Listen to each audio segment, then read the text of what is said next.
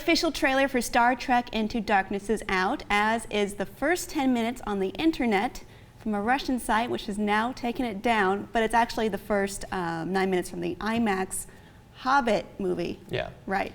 Yeah, so they obviously have a problem with this footage being public now. I mean, they don't entirely mind it being out there because they certainly want good word of mouth, and they did put it in front of the IMAX version of The Hobbit, but they didn't expect it to be available online. So when we woke up and the news was out that it had been released, it was almost instantly down. It might secretly still be on Tumblr. It's still somewhere, I'm sure. But what did you think? The big question still is, who is Benedict Cumberbatch playing? Yeah. And it didn't answer that at all in the first 9 minutes. He still said, "Who are you?" Unless there's some character in Star Trek lore that's known for just staring at people and not moving for a long time, we haven't learned anything new about the character, unfortunately. So we don't know that, but we know he can save somebody's child. Although we have no idea who. I don't know whose child. A child. Yeah. And what did you make of that red alien planet? We don't know at this point if the part on the red planet has any sort of significant connection to the plot, or if it's like a lot of Star Trek or James Bond movies where the first opening action scene simply has to take place in an interesting location, and that's what it was. So at this point, we don't know. Although the fact that Spock's life is apparently on the line in it implies that it's important in some way. That's what I wanted to talk about because, okay, he's in the volcano. They're saying, oh, we can't go back and get him. The needs of the many outweigh the needs of the few. And then, of course, we have that shot again of the hands through the glass, the goodbye from Wrath of Khan. Yeah. So we didn't see that. He's gonna die, right? Well, the only way that what we saw could continue on to that portion from the teaser trailer is if behind that hand on the glass is like a mangled lava-eaten arm or something, which is probably not what happened. So I would imagine that he's going to get out, and them swooping down to transport him is going to be the climax of the opening scene of the movie. I feel like they're just setting it up. Like either they're majorly tricking us or they're setting it up for him to die. I mean, there are definitely a couple things I want to talk about based on this. So from the opening shots of the first 9 minutes, you see like the couple waking up in bed and sort of going about their day, and then it pans out to the world, which looks like a fairly generic sci-fi world at that point. It's London.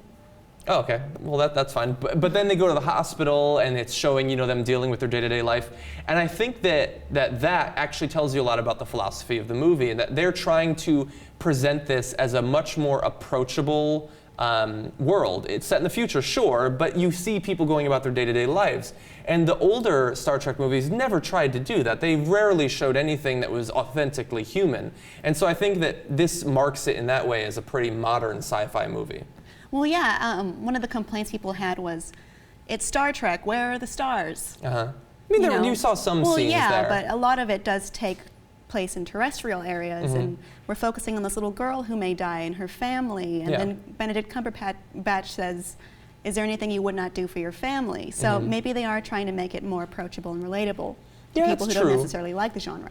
I've been talking recently with this sequel about to come out with some people about what their perception of the original reboot of the series was.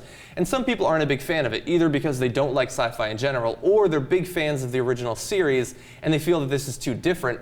But honestly, after watching those 9 minutes, I'd say this pretty well captures the feel of the original series and what makes it different than the Next Generation, Voyager, and stuff like that. Everybody knows that Star Trek now, when you think of the Next Generation, you think of Voyager, you think of these like social issues that are being posed in the future, but they're real issues that are worked through. But the original series wasn't really like that. It was much more action-y. It was more like that sort of sci-fi genre. And I think that this first 9 minutes, I think it plays that up pretty well. Yeah. I don't know. I'm certainly excited for it. I wish that we'd been able to get through the first 9 minutes, this bootleg that was done without the woman laughing the entire time going, oh, about things that weren't funny. What? That's what we want to know. Yeah, and I am very excited for the shot that they give of Alice Eve. We don't yet know much about her character, but I'm excited because I've watched a lot of crappy movies because of Alice Eve. This might actually be a good one.